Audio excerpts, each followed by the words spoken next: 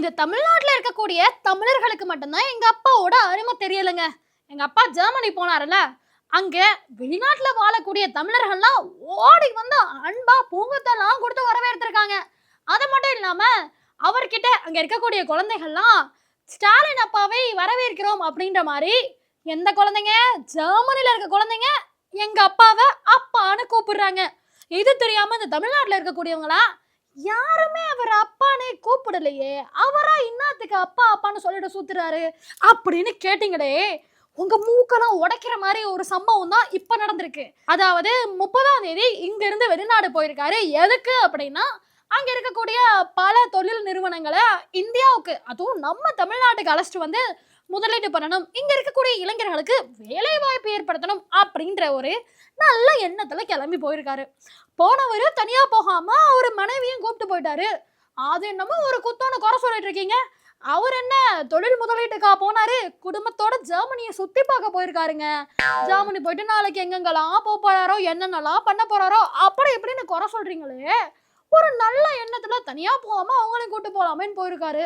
இதெல்லாம் ஒரு குத்தோன்னு பேசுறீங்க. நாளைக்கே எங்க அப்பா எத்தனை பிசினஸ் கொண்டு வந்து இங்க விட போறாருன்றது மட்டும் பாருங்க. அப்ப என்ன பேசுறீங்கன்றத நானும் பாக்குறேன். வணக்கம் மக்களே, நீங்க பாத்துருக்கிறது 420. நான் உங்க அச்சு, அசால்ட் அச்சு. கேள்விப்பட்டிருக்கீங்களா? இனிமே தினம் தினம் கேள்விப்படுவீங்க.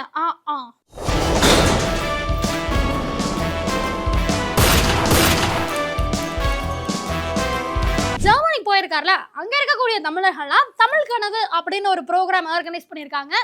அங்க போயிட்டு எங்க அப்பா பேசும்போது, உங்க மேல இருக்கிற அன்போடையும் உரிமையோடையும் உங்ககிட்ட கேட்டுக்கிறேன், எல்லாரும் உங்க சகோதரன் தமிழ்நாட்டுல முதலமைச்சரா இருக்கா அப்படின்ற உரிமையில தமிழ்நாட்டுல வந்து பிசினஸ் ஆரம்பிங்க, நாங்க சப்போர்ட் பண்றோம் அப்படின்ற மாதிரி அன்போடும் உரிமையோடும் ஒரு கோரிக்கையை வைக்க விரும்புகிறேன். எப்போதுமே எங்கேயாவது முதலமைச்சர் போனால் தமிழ்நாட்டை பொறுத்த வரைக்கும் எங்கிட்ட தான் கோரிக்கை வைப்பாங்க. ஆனால் நான் முதலமைச்சராக வந்து உங்களிடத்தில் இப்போ கோரிக்கை வைக்க வந்திருக்கிறேன். ஒன்றும் பயப்பட அவசியம் இல்லை. உலக நாடுகளை நமக்காக ஒரு முதலமைச்சரா இருக்காரு, அவ்வளவு பெரிய பதவியில் இருக்கக்கூடியவர் நமக்காக ஜெர்மனி போய் பேசிட்டு இருக்காருங்க. அவருடைய நல்ல மனசையும் நல்ல எண்ணத்தையும் இந்த தமிழ்நாடு என்னைக்கு புரிஞ்சுக்குதோ அன்னைக்குதான் இந்த நாட்டுக்கு உண்மையான விடியலே கிடைக்க போகுதுங்க. அது மட்டும் இல்லாம அங்க போயிட்டு பல விஷயங்கள் தமிழ்நாட்டை பத்தியும், தமிழ்நாட்டுல என்னென்ன இருக்கு அப்படின்றத பத்தியும் பேசுனதோட இல்லாம, இங்க வந்து ஏன் பிசினஸ் பண்ணலாம், அப்படி பிசினஸ் பண்ணா என்னெல்லாம் லாபம் கிடைக்கும், அதன் மூலியமா இங்க இருக்கக்கூடிய எத்தனை பேர் பயனடைவாங்க அப்படின்றத பத்தி எல்லாம் தெளிவா பேசிட்டு இருக்காரு. அப்பேற்பட்ட மனுஷனை பார்த்து ஏற்கனவே வெளிநாடு போய் சைக்கிள் ஓட்டினார்ல, அந்த மாதிரி இந்த தடவை வெளிநாடு போய் லாமாஹினியோ ஃபெராரியோ ஓட்ட போறாரு, அதுக்கு தாங்க போய்க்கிறாரு அப்படின்னு வாய் கூசாம சொல்றீங்களே. இதெல்லாம் கேட்கும் பொழுதுதான் நெஞ்செல்லாம் படப்படன்னு வருதுங்க. வெளிநாட்டுக்கு போய் முதலீடு அழைச்சிட்டு வரது இருக்கட்டுங்க, தமிழ்நாட்டுல இருக்கக்கூடிய ஹாஸ்பிட்டல் என்ன லட்சணத்துல இருக்குன்னு உங்க அப்பாவுக்கு தெரியுமா? வந்து பாருங்க. ஆளுங்க உட்காரத்துக்கு இடம் இல்லைங்க, நாய் பூனை எல்லாம் குறுக்களும் மறுக்களையும் ஓடிட்டு இருக்கு. கவர்மெண்ட் ஹாஸ்பிட்டல்ல கால் வைக்க முடியல, அந்த அளவுக்கு அவ்வளவு மோசமான ஒரு நிலைமையில இருக்கு அப்படி இப்படின்னு சொல்லிட்டு ஏகப்பட்ட குற்றச்சாட்டுகள் வைக்கிறாங்க. அதுக்கேற்ற மாதிரியே ராயபுரத்துல இருக்கக்கூடிய RSRM ஹாஸ்பிட்டல்ல கால் வைக்கிறதுக்கே இடம் இல்லையா. அதாவது அடிப்படை தேவைகள் கூட ஒழுங்கா இல்லைங்க. மக்களே இங்கே பாருங்க, அதாவது பார்த்தீங்கன்னா இதுதான் RSRM ஹாஸ்பிட்டல். இந்த ஹாஸ்பிட்டல் நுழைவாயிலில் பார்த்தீங்கன்னா மக்கள் வந்து ரொம்ப அவதிப்படுத்திட்டு இருக்காங்க. அதை பார்த்தீங்கன்னா இவங்களுக்கு எந்த பாதுகாப்பும் இல்லை. ஒரு அட்டெண்டர் வந்து உட்கார்றதுக்கும் தூங்குறதுக்கும் எந்த ஒரு ஏற்பாட்டுக்கும் செய்யாமல் மனுஷங்க போயிட்டு வெளியே வர முடியல, அவ்வளோ மோசமான நிலைமையில இருக்கு. இத்தனைக்கும் சென்னை தமிழ்நாட்டோட தலைநகர்ல இருக்கக்கூடிய ஹாஸ்பிட்டலுக்கே இதான் நிலைமை அப்படின்னா, இன்னும் தமிழ்நாட்டு உள்ள இன்டீரியருக்குள்ள குக்கிராமத்தில் இருக்கக்கூடிய ஹாஸ்பிட்டலுக்கெல்லாம் என்ன நிலைமையா இருக்கும்? சில ஹாஸ்பிட்டல்ல மருத்துவர்களே இருக்க மாட்டேன்றாங்க, அப்படியே இருந்தாலும் ஒழுங்கா ட்ரீட்மெண்ட் பண்ண மாட்டேன்றாங்க. இந்த லட்சணத்துல தான் இன்னுமே அரசு மருத்துவமனைலாம் இருக்கு. ஆனா சுப்பிரமணியன் அவர்கள் மட்டும் நல்லா இருக்குங்க, இது அப்படி இருக்கு, அது அப்படி இருக்கு, அப்படி இப்படின்னு சொல்லிட்டு பில்டப் கொடுக்குறாரு. அது போக ஹாஸ்பிட்டல்ல யாரு போட்டோ மாட்டணும், அந்த அம்மா போட்டோ எடுத்துட்டு ஐயா போட்டோ மாட்டுங்க அப்படின்னு சொல்றது மட்டும்தான் அவரோட வேலையாவே இருக்கு அப்படின்ற மாதிரி பொதுமக்கள் எல்லாம் குற்றச்சாட்டு வைக்கிறாங்க. இன்னும் ஒரு படி மேல போய் அவசர சிகிச்சை பிரிவுல மருத்துவர்களே இல்லையா. ஒருத்தருக்கு ஆக்சிடென்ட் ஆகி அழைச்சிட்டு போயிருக்காங்க, அங்க ட்ரீட்மெண்ட் பண்றது கூட டாக்டர் இல்லாம ரொம்ப நேரமா அவரை வெயிட் பண்ண வச்சு அதுக்கப்புறம் தான் ட்ரீட்மெண்டே எடுத்திருக்காங்க.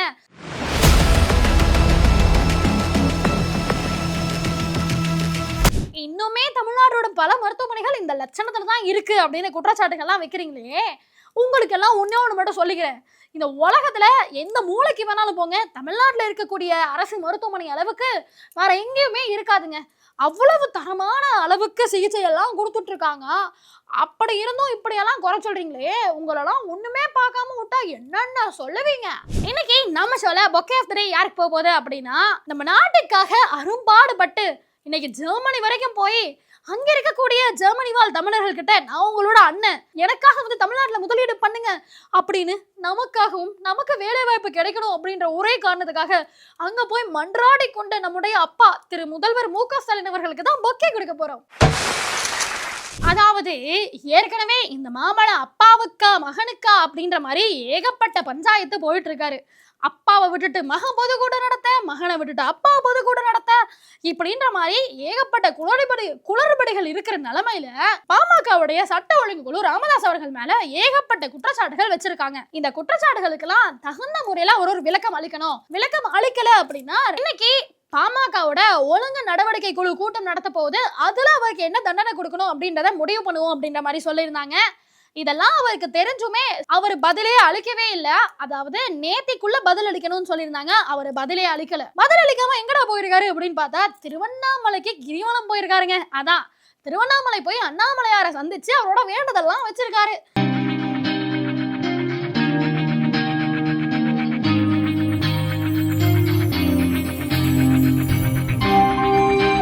தயவு செஞ்சு இந்த கட்சி எனக்கா கொடுத்துரு கடவுளே அப்படின்ற மாதிரி வேண்டியிருப்பாருன்னு நினைக்கிறேன்.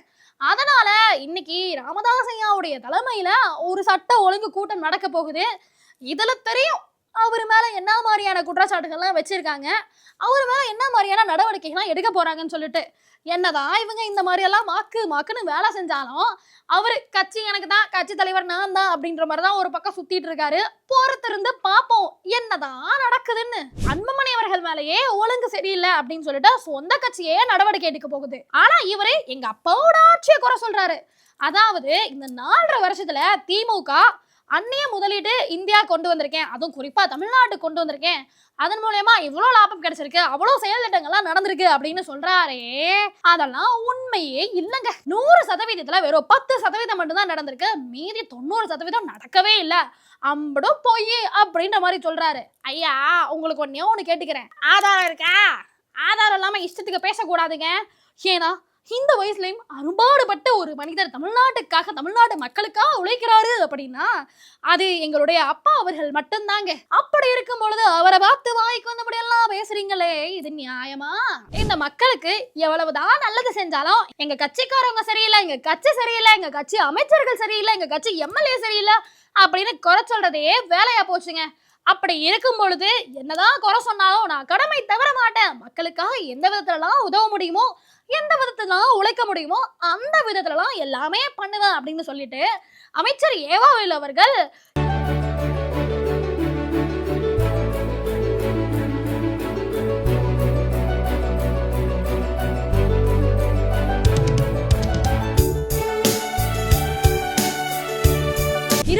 குழுக்களா பிரிஞ்சு அங்க இருக்கக்கூடிய யங்ஸ்டர்ஸோட சேர்ந்து திருவண்ணாமலை கிரிவலம் போவாங்க பாத்தீங்களா, அதாவது ஒரு ஞாயிற்றுக்கிழமை கிரிவலம் நடக்க போகுதுங்க. அதுக்காக அந்த சுத்தப்பாதைகள் எல்லாத்தையும் அவரு கையால சுத்தம் பண்ணியிருக்காரு. காய்ஸ் நீங்க கொஞ்சம் யோசிச்சு பாருங்க காய்ஸ், எந்த மாநிலத்திலயாவது அமைச்சர் அவரு கையால தொடப்பத்தை எடுத்து சுத்தம் பண்ணியிருக்காரா?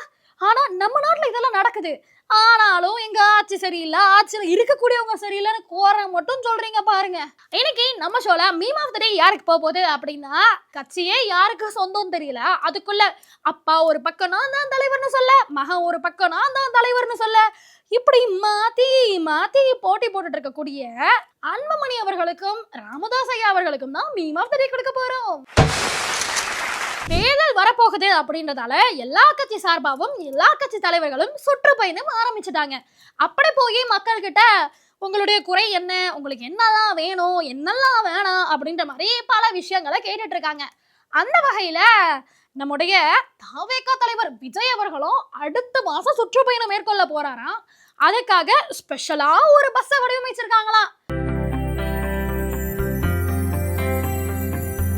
தாவேக தலைவர் விஜய் அடுத்த மாதம் சுற்றுப்பயணம் மேற்கொண்டு தமிழக மக்களை சந்திக்க உள்ள நிலையில் அவரது சுற்றுப்பயணத்திற்கான சிறப்பு பேருந்து கட்டமைக்கப்பட்டு சென்னை பனையூர் தலைமை அலுவலகத்தில் நிறுத்தி வைக்கப்பட்டுள்ளது. சுற்றுப்பயணத்தின் ஏற்கனவே நம்ம ஸ்டாலின் அவர்கள் எடப்பாடி அவர்களோட பஸ்ஸையே பார்த்து சுந்தரா டிராவல்ஸ் அதுல தானே வரீங்க அப்படி இப்படின்னு கலாய்ச்சாரு.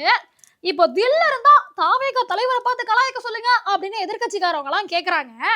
நான் என்ன சொல்றேன், எங்க அப்பாவுக்கு யாரை பார்த்தும் பயம் கிடையாதுங்க. யார் என்ன வேணா விமர்சனத்தை வைக்கட்டுமே, எல்லாத்தையும் தட்டி தூக்கிட்டு போயிட்டே இருப்பாரு. தாவேக தலைவர் அந்த சுற்றுப்பயணத்துல என்னெல்லாம் பண்றாருன்னு பார்ப்போம். ஏற்கனவே தூய்மை பணியாளர் பிரச்சனை வந்தப்பவே களத்துல வந்து சந்திக்காம அவங்கள கட்சி ஆபீஸ்க்கு வர வச்சு சந்திச்சாரு. கேட்டா கூட்டம் கூடிடுங்க, மக்கள்லாம் ஒரு வராருன்னா கூட்டம் நெரிசல் ஏற்படுத்த மாட்டாங்களா அப்படின்ற மாதிரி எல்லாம் உருட்டாங்க. இப்போ சுற்றுப்பயணம் வேற மேற்கொள்ள போறாராம். பாப்போம் என்ன லட்சணத்துல நடக்க போகுதுன்னு. ஏற்கனவே விஜய் அவர்கள் 2வது மாநில மாநாட்டுல பேசின அந்த விஷயம் பயங்கரமா சர்ச்சையாயிட்டு வருது. அதுல முதல்வரை பார்த்து ஸ்டாலின் அங்கிள் அப்படின்னு சொன்னதும், பிரதமரை பார்த்து மிஸ்டர் பிரைம் மினிஸ்டர் அப்படின்னு சொன்னதும் எந்த விதத்துல சரியா இருக்கும்? மக்களால தேர்ந்தெடுக்கப்பட்டவங்களை பார்த்து நீ வா போன மரியாதை இல்லாம பேசுறாரு, இதெல்லாம் சரிதானா அப்படின்னு பல பேர் குற்றச்சாட்டுகளையும் கேள்விகளையும் முன் வச்சாங்க. அந்த நிலையில நம்முடைய டைரக்டர் ஒருத்தர், அதாங்க கவுண்டர்பாளையம் டைரக்டர் ரஞ்சித் அவர்கள் வந்து என்னங்க பேசுறாரு, அவருக்குலாம் என்ன பேச தெரியுது, அவர் மட்டும் என் முன்னாடி வந்தாரு மூஞ்சில ஒண்ணு வைப்ப அப்படின்னு சொல்லியிருக்காரு.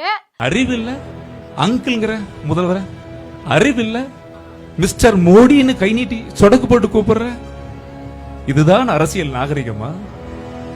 நீ இப்படி இருந்தா இந்த பிள்ளைகள்லாம் எப்படி இருப்பாங்க? உன்னை நம்பி வந்திருக்கிறாங்களே கண்ணுங்களா, எத்தனை லட்சம் பிள்ளைகள். எனக்கு வர்ற கோபத்துக்கு ஓங்கி ஒரு குத்துன்னு தோணுது, அதை முதல்ல வாக்குல குத்துங்க. என்ன இருந்தாலும் ஒரு கட்சி தலைவரை பார்த்து அவர் அப்படி சொன்னது கொஞ்சம் தவறுதான். இதை கேள்விப்பட்ட தாவேக்கால இருக்கக்கூடிய அணில் குஞ்சுகள்லாம் என்ன பண்ணும், உடனே போலீஸ் ஸ்டேஷன் போயிட்டு அவர் எங்க தலைவருக்கு கொலை மிரட்டல் விடுறாருங்க, உடனே அவரை கைது பண்ணுங்க அப்படின்ற மாதிரி புகார் எல்லாம் கொடுத்துருக்காங்க. அண்ணே, நீங்க கவுண்டம்பாளையம் மாதிரி ஒரு 4 படத்தை எடுத்தீங்களா, நல்லா வாழ்ந்தீங்களான்னு இல்லாம உங்களுக்கு எதுக்கு இந்த வேண்டாத வேலை? சரி, பொறுத்திருந்து பார்ப்போம். இந்த அணில் குஞ்சுகள்லாம் எனக்கு தெரிஞ்சு அவரை கடிச்சு கொதறாம விடாது. என்னதான் நடக்குதுன்னு பார்ப்போம். ஏற்கனவே தாவேக தலைவரை பத்தி யார் என்ன ஒரு கருத்தையோ விமர்சனத்தையோ முன்வச்சாலோ இந்த அணில் குஞ்சுகளுக்கு பொறுக்கலைங்க, பொங்கி எழுந்துருதுங்க. அந்த வகையில அமைச்சர் கோவி செழியன் வந்து, தம்பி திமுகன்றது எவ்வளவு பெரிய கட்சி தெரியுமா, நீ சும்மா 2 நாள் 2 மாநாடு நடத்திட்டா பெரிய இவனா நீ, இந்த கட்சியெல்லாம் கலைக்கணும், இந்த கட்சியெல்லாம் முந்தணும் அப்படின்னா அதுக்கெல்லாம் ஒரு வரலாறு வேணும், அதுக்கெல்லாம் ஒரு தகுதி வேணும் தம்பி, அதெல்லாம் உனக்கு இல்ல, போய் வேலையை பாரு, புள்ள குட்டிய படிக்க வை அப்படின்ற மாதிரி பேசியிருக்காருங்க. இதை கேள்விப்பட்ட அணில் குஞ்சுகள் என்னென்ன பண்ண போதுங்களோ நினைச்சாலே பயமா இருக்கு. பொறுத்திருந்த பாப்போம். இன்னைக்கு நம்ம ஷோல கொட் ஆஃப் த டே யாருக்கு போகுது அப்படின்னா, அது வேற யாருக்கும் இல்லைங்க, நம்ம அண்ணனுக்கு தான். அதுவும் என்னதான் பிரச்சனை வந்தாலும் எனக்கு என்ன அப்படின்னு ஒரு பாட்டுக்கு எனக்கு தெரிஞ்ச நேரம் ஜனநாயகன் ஷூட்டிங்லயும் இல்ல வேற ஏதாவது பண்ணிருப்பாரு. அதுக்காகவே தாவேக தலைவர் விஜய் அவர்களுக்கு கொட்டை போட போறோம்.